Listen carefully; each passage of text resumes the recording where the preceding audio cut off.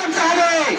বাংলাদেশের সরকার প্রধান থেকে সংগ্রামী লিখিত এগারোটা বিষয় এদিকে বক্তব্য নিয়েছেন ইসলামী জীবন ঢাকা মহানগর সংগ্রামী যুগ্ম সাধারণ সম্পাদক মৌলানা শহীদুল ইসলাম।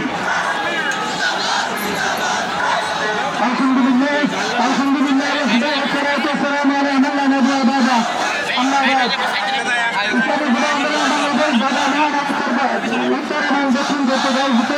আজকে দ্বিতীয় সমাবেশের সংগ্রামী সভাপতি প্রধান অতিথি আজকে বিক্ষুব্ধ জনতা সবাইকে জানাই ইসলামী আন্দোলন ঢাকা মহানগর উত্তর পক্ষ থেকে অভিনন্দন।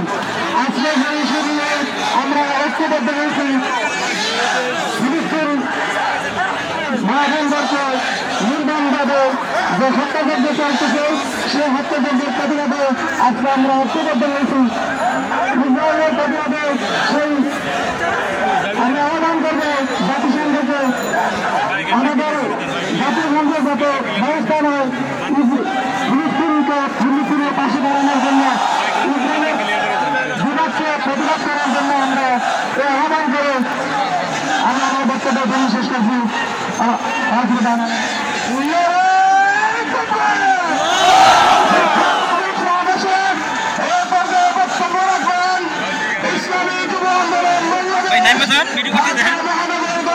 সংগ্রামী সহ সভাপতি মুফতি সওদাত ওসমান। আলহামদুলিল্লাহ সংগ্রামী উপস্থিতি আমরা ইতিমধ্যে দেখতে পেয়েছি সারা পৃথিবীতে যে চ্যালেঞ্জ সৃষ্টি হয়েছে এই চ্যালেঞ্জের মাধ্যমে যারা ইসরায়েল রাষ্ট্রকে আমরা পৃথিবীর মাধ্যম থেকে বিশ্ব মহিলাদেরকে স্পষ্ট বলতে চাই, বিশ্ব মুসলিম নেতৃবৃন্দদের বলতে চাই, আপনারা রাষ্ট্র